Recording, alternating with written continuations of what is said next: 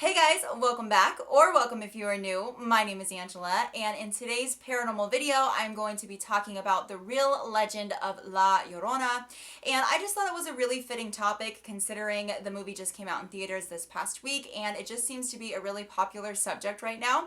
But before we get into this spooky story, please don't forget to thumbs up this video and subscribe. I do talk about all things beauty and paranormal on my channel, so if you love both of those things as well, then I would love for you to stick around and join our YouTube family. So with that being said, let's go ahead and get right on into it. So if a lot of you guys don't know, La Llorona does translate to the weeping woman or weeping woman, which I might be using more often in this video than La Llorona because it is kind of a tongue twister for me. I am trying my best to pronounce it properly. If I am not, please forgive me. But basically, I'm sure a lot of you can relate. I grew up hearing stories about La Llorona all the time as a child, but I never really knew the full story of what actually happened until I decided to film this video and research it and get the full story. So the main thing that I grew up hearing about this legend was basically, there was a ghost of a woman who was mostly seen near bodies of water like lakes or rivers, and she was seen always crying or weeping and, calling out for her dead children that she can never seem to find, hence the name Weeping Woman. And basically this story is used for children a lot of the time to kind of scare them into behaving, because the legend does go that if you are a bad child, if you are disobedient, that La Llorona will come for you. But let's go ahead and go back to the beginning of the story. That way it'll make more sense. If you've never heard anything about this, then it'll make much more sense as we get into it why she was mainly attracted to children. So the legend goes that in a rural village in Mexico, there was a young woman by the name of Maria, and she came from a very poor family. But nonetheless, she was still very well known around her village for her captivating beauty. So supposedly she was absolutely gorgeous, and she was very well known for her looks. And there was one day when a very, very wealthy nobleman was passing through the village, and he saw Maria, and he was very, very captivated by her, very taken with her beauty, and she was very taken by him as well. So there was really a instant attraction between these two, and so they obviously started talking, and when he proposed to her, she obviously said yes right away. And her family was very, very happy about this. They were just ecstatic that she was marrying, I guess, above her station, in that time period. They were just happy that she was marrying into somebody, that had a title and that had wealth and that could take care of her. And unfortunately, his family was just the opposite. Specifically, his dad was very, very disappointed. He was very upset that he was marrying below him, that he was marrying into poverty, and he made that very well known.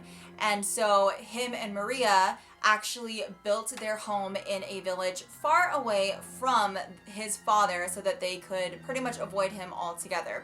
So they started their lives together, and they eventually had 2 sons. But the nobleman, he still traveled a lot, so he was always gone and coming back and forth, and he just really wasn't home that often. And in the beginning, he was very loyal, he loved Maria, but as time went on, each time he came home to visit, he tended to pay less and less attention to Maria, and eventually he completely stopped acknowledging her altogether and only acknowledged his sons. And she could see that he was unfortunately falling out of love with her, and she was deeply hurt by this. Then one day when he returned home from one of his trips, he did bring a younger, very, very beautiful woman with him, and he didn't acknowledge his wife again. He just told his sons that he was leaving, and he left. And obviously, Maria was very, very heartbroken, and she felt as though her husband fell out of love with her because she was no longer young and beautiful. And it was kind of this thing where, she was very, very poor when they met, and I think it was like an insecurity thing. The only thing I guess she had going for her in her mind was her beauty, and that's what really attracted him to her in the first place. And I think she felt like she had lost that. She wasn't as young as she used to be, and she felt that he fell out of love with her because she wasn't young anymore and she wasn't beautiful. So he moved on to someone new, and he pretty much replaced her and started a new life with somebody else and forgot about her, and she was absolutely devastated. And she wasn't in a right state of mind. Obviously, she was devastated. She was angry. So in a fit of, rage and hurt and devastation, she took her two boys to the river and she drowned them. And when she kind of finally came to her senses and realized what she had done, obviously she was looking for them, but the current from the river had already carried them away. And again, she was even more devastated, realizing that she had absolutely no family left, and she drowned herself in the river as well. And she was hoping that by doing this, she would be reunited with her two sons, but unfortunately that was not the case. So the legend says that she was denied access to the gates of heaven because she did not know where her sons were, where their whereabouts were. So her punishment was kind of to be stuck on land in between two worlds, in between the living and the dead, to be constantly searching for her two boys that she killed. So that is the backstory to La Llorona and what happened and the legend. But I want to talk about the significance of the story currently, because people still claim to see her and hear her, by the river at night. And there are a lot of different stories that people say that can happen if you see her. But it's said that if you hear her crying or weeping, that you are supposed to run in the opposite direction as fast as you can, because if you come into contact with her, or if you even hear her crying, it's said that that could bring you extreme misfortune, or even in severe cases, even death. And going back to the reason to why she is so attracted to children, the legend says that it is because when she sees children, she can very easily mistake them for her own children, because she's on this constant search for her two boys that she killed, and she's just trying to be reunited with them, and she's stuck in this kind of limbo where she cannot be at peace, and she's stuck on earth. So when she sees children, she can mistake them for her children, and when she realizes it's not her children, she gets very upset and she drowns those children. People who have claimed to see her said that they usually see her obviously by like rivers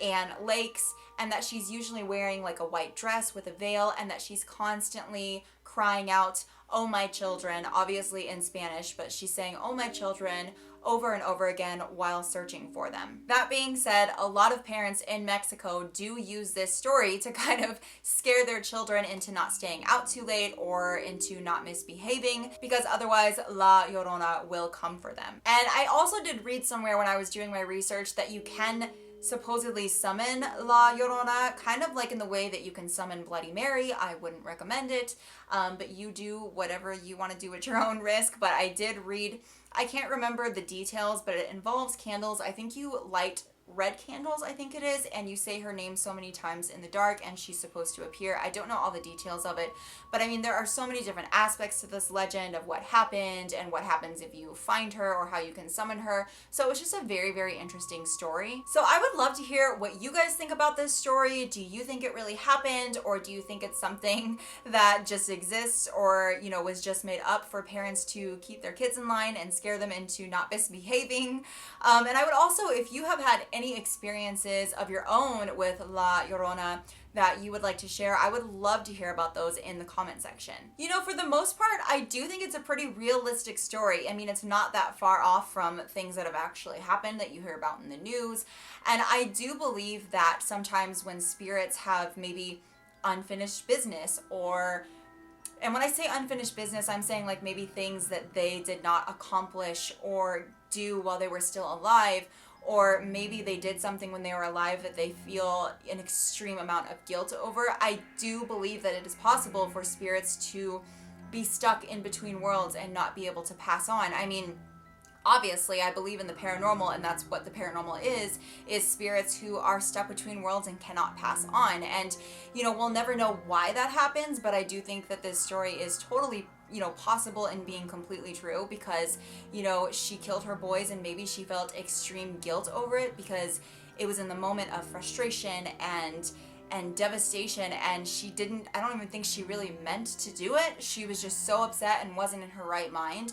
And I'm sure that she would feel obviously extreme guilt over that, and her punishment, I guess, is to constantly be roaming, the earth or the place where she killed them, looking for them, but never being able to find them, which I can only imagine that would be a horrible fate to have. But I would love to hear your guys' thoughts in the comments on what you think, if you believe the story or if you think that it is just make-believe. Either way though, I think it's such an interesting story to learn about and to listen to, so I really hope that you guys enjoyed today's video. If you did, please don't forget to give it a thumbs up and subscribe, because I do have a lot more paranormal videos coming in the future. And if you like beauty as well, I do have a beauty video coming next week, so if you love that combination, I would love for you to stick around.